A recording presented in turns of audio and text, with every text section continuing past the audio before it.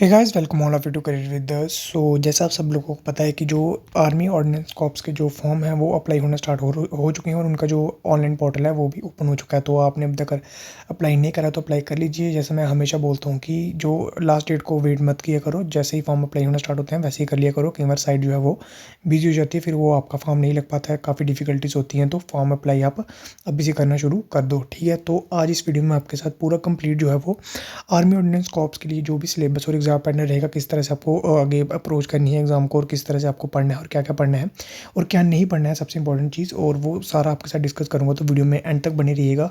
और इसकी जो PDF है जो सिलेबस और एग्जाम पैटर्न की, वो मैं अपने टेलीग्राम पर शेयर कर दूँगा। तो टेलीग्राम पर भी आप जुड़ सकते हैं, और बाकी जितने भी सोशल मीडिया हैंडल्स हैं उनके आपको लिंक डिस्क्रिप्शन बॉक्स में देखने को मिल जाएंगे। तो वहाँ पे जाके आप जुड़ सकते हैं। वहाँ पर जो भी PDF और जो इंपॉर्टेंट करंट अफेयर्स होते हैं वो मैं टेलीग्राम पर शेयर करता हूँ, और व्हाट्सएप ग्रुप पर जो भी नई इन्फॉर्मेशन होती है वो मैं वहाँ पर लिंक वगैरह सारे शेयर कर देता हूँ। तो आप हर एक सोशल मीडिया पर हमारे साथ जुड़ सकते हैं। तो चलिए, भी बिना टाइम वेस्ट किए जो है आपका वो कंप्लीट सिलेबस और एग्जाम पैटर्न के बारे में डिस्कस करते हैं। तो सबसे पहले यहाँ पर आप देख सकते हैं कि जो आपका एग्जाम पैटर्न रहेगा वो कुछ इस तरह से रहेगा कि जनरल इंटेलिजेंस और रीजनिंग के क्वेश्चन 50 रहेंगे और 50 ही मार्क्स रहेंगे, यानी कि एक क्वेश्चन के 1 मार्क यहाँ पर रहने वाला है। मैथ के 25 क्वेश्चन रहेंगे और 25 ही मार्क्स रहेंगे।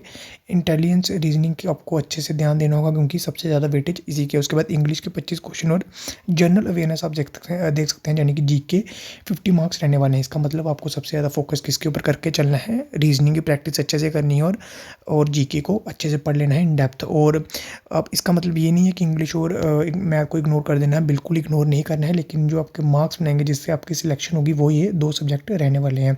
टाइम पीरियड अगर आप यहाँ पर देखें तो 2 घंटे यहाँ पर रहने वाला है, और 20 मिनट एक्स्ट्रा उनको ये देगा जो हैंडीकैप वगैरह होंगे, ठीक है। उसके बाद यहाँ पर अभी ये पूरी डिस्कस कर लेते हैं। जैसे आप नोट 1 देख सकते हैं, the paper will be consist of objective type multiple question, यानी कि यहाँ पर आपको कोई भी डिस्क्रिप्टिव वगैरह नहीं रहने वाला है, सिर्फ ऑब्जेक्टिव टाइप क्वेश्चन आपको रहेंगे। 4 ऑप्शन दिए जाएंगे, एक उनमें से आपको मार्क करना हो और उसमें से जो सही होगा वो आपको मार्क करके आना है और उसके मार्क्स मिल जाएंगे। और अगर आपने गलत मार्क करा आपके 0.25 यानी कि 1/4 मार्क्स आपके काटे जाएंगे, यानी कि यहाँ पर इसमें नेगेटिव मार्किंग भी रहने वाली है। और आपका जो एग्ज़ाम है वो मैं आपको बता दूँ कि ऑफलाइन मोड में यहाँ पर रहने वाला है। ऑनलाइन आपका कंप्यूटर पे एग्ज़ाम नहीं होगा। यहाँ पर OMR शीट जो होती है ऑफलाइन एग्ज़ाम वो रहेगा, और उस पर आपको जो है वो फिल करने होते हैं, जो इस तरह से आपको दिए होते हैं ABCD करके, उनमें से एक आपको अच्छे से पेन के साथ फिल करना होता है OMR शीट पर। वो आपको वहाँ पर जब आप जाओगे वहाँ पर अच्छे से आपको बता दिया जाता है, एक्सप्लेन कर दिया जाता है। और उसके बाद यहाँ पर आते हैं अभी सिलेबस के बारे में।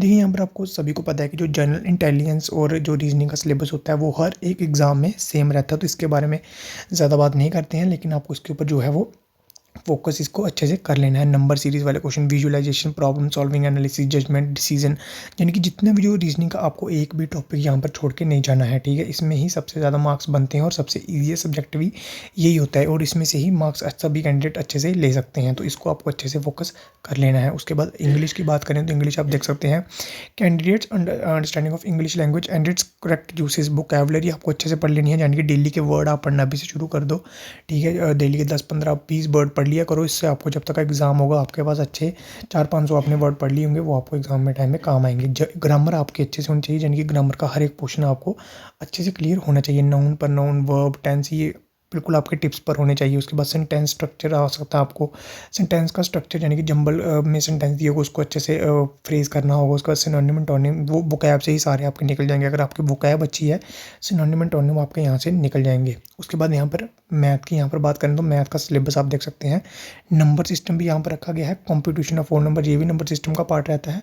डेसिमल एंड फ्रैक्शन भी नंबर सिस्टम का पार्ट रहता है, और रिलेशनशिप बिटवीन नंबर, ये भी नंबर सिस्टम का ही पार्ट रहता है। उसके बाद फंडामेंटल अर्थमेटिकल ऑपरेशन, यानी कि जो अलजेब्रा वगैरह के क्वेश्चन आते हैं, ये इजी क्वेश्चन होते हैं, आराम से निकल जाते हैं। उसके बाद percentage, ratio, proportion, average, interest, यानी कि सिंपल इंटरेस्ट और कंपाउंड इंटरेस्ट दोनों आ जाएंगे इसमें। प्रॉफिट लॉस, डिस्काउंट भी इसमें आता है प्रॉफिट लॉस में। Use of tables and graph, यानी कि आपका DA भी यहाँ पर रहने वाला है, डाटा इंटरप्रिटेशन इसको कहा जाता है। टेबल्स एंड ग्राफ्स को इजी क्वेश्चन होते हैं, ये ग्राफ देख के आपको बस क्वेश्चन निकालना होता है, बहुत ज़्यादा इजी क्वेश्चन है, इसको माना जाता है। मेंसुरेशन, यानी कि आपके वो सारे रेक्टेंगल वगैरह यहाँ पर आ जाएंगे, रेक्टेंगल, स्क्वायर वगैरह के question. Time and distance, ratio and time and work sector, यानी कि जब ये एक्सेट्रा वर्ड आ जाता है ना तो इसका मतलब ये होता है कि आपको पूरा अर्थमेटिक जो होता है वो कंप्लीट आपको पढ़ के जाना होता है यहाँ पर, ठीक है। उसके बाद जनरल अवेयरनेस की बात करें तो जनरल अवेयरनेस में आपको सबसे पहले तो जो है वो डेली के करंट अफेयर आपको यहाँ पर पढ़ने होंगे, ठीक है। जनरल अवेयरनेस में करंट अफेयर आ जाते हैं। उसके बाद क्या आता है, हिस्ट्री आती है, पॉलिटी आती है, उसके बाद यहाँ पर बात करें ज्योग्राफी आ जाती है। ये जो कोर होता है, ये कोर तो आपको हर एग्ज़ाम में पढ़ के जाना ही होता है। उसके बाद जो है वो एक्स्ट्रा आपको पढ़ना होता है, लेकिन आपको current affair, history, polity, geography ये आपको मेन जो है वो सब्जेक्ट पढ़ के जाने होते हैं। उसके बाद यहाँ पर आप देख सकते हैं इकोनॉमिक भी यहाँ पर लिखा हुआ है, यानी कि इकोनॉमिक्स भी आपको पढ़नी है। उसके बाद यहाँ पे देखिए पॉलिसी, यानी कि पॉलिटिकल, हिस्ट्री, कल्चर, कल्चर के ऊपर भी आजकल बहुत क्वेश्चन पूछे जाते हैं, तो कल्चर को भी अच्छे से फोकस कर लेना आपको। कल्चर में सारे आपके डांस, जो भी मतलब स्टेट के डांस होते हैं, कल्चर, फूड वगैरह, क्लासिकल डांस, फोक डांस, ये सारे आपके कल्चर के पार्ट में पूछे जाते हैं। तो आप देख सकते हैं कि आपका जो सिलेबस है वो काफ़ी वाइडर, आप बोल सकते हो वाइडर सेंस में दिया गया है, और एग्ज़ाम भी आपका काफ़ी ज़्यादा मार्क्स का यहाँ पर रहने वाला है। काफ़ी ज़्यादा क्वेश्चन आपके 150 क्वेश्चन बहुत होते हैं। 2 घंटे में आपको यहाँ पर ये सारा मैनेज करके चलना होगा, यानी कि आपको अपनी जो प्रिपरेशन है वो एकदम आपको पीक पे रखनी होगी अगर आपको ये एग्ज़ाम क्लियर करना है तो।